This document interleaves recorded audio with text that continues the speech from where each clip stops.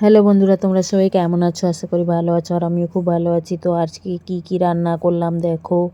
চিচিঙ্গার ভাজি আর কুমড়োর তরকারি, আলু কুমড়ো আর আলু দিয়ে তরকারি।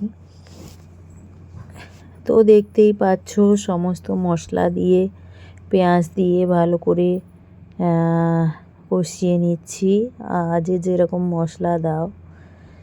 তো আমি চিংড়ি মাছটাও এর মধ্যে দিয়ে দিব, আর একটু আদা বাটা দিয়ে দিয়েছি। চিংড়ি মাছটা লবণ হলুদ মাখিয়ে রেখেছিলাম, দিয়ে দিলাম। দিয়ে কুমড়ো আলু ধুয়ে ওর মধ্যে দিয়ে দিব। দিয়ে কম আঁচে ঢাকনা দিয়ে আমি রান্নাটা করে নেব। আর তোমাদের কি রান্না হলো কমেন্টে অবশ্যই জানাবে।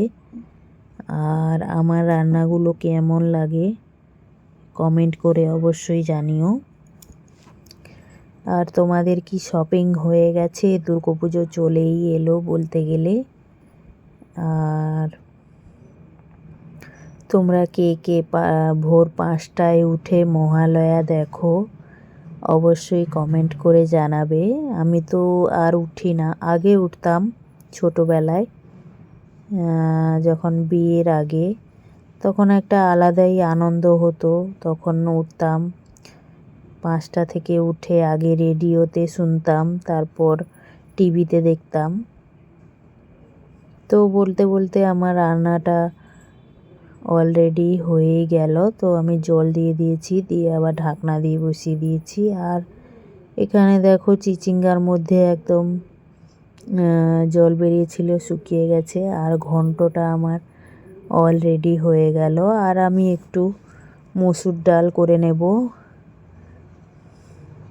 তো দেখো এখানে পেঁয়াজ, শুকনো লঙ্কা সব কিছু, জিরে আর 5 ফোড়ন সব ফোড়ন দিয়ে তারপরে ডালের মধ্যে দিয়ে দিয়েছি, টমেটোও দিয়েছি। তো আমার আজকে দুপুরবেলার মেনুটা তোমাদের কেমন লাগলো অবশ্যই কমেন্টে জানাবে। তো খাবো, চলে এসেছি আমি আর আমার মেয়ে দুজন খাবো। তো ওকে দেখো, ও বসে গেছে, পাকা বুড়ি, উল্টো করে জামা পরেছে আর বসে গেছে। আর আমাকে কিছুতেই খাওয়াতে দেবে না, দেখো কি বদমাইশি করছে। ও একা খাবে আর আমাকে কিছুতেই খাওয়াতে দেবে না। আর সারাদিন খালি বদমাইশি করছে, সবাইকে ডুপ্লিকেট মারছে, আর দেখো নিজের একা হাতে খাবে।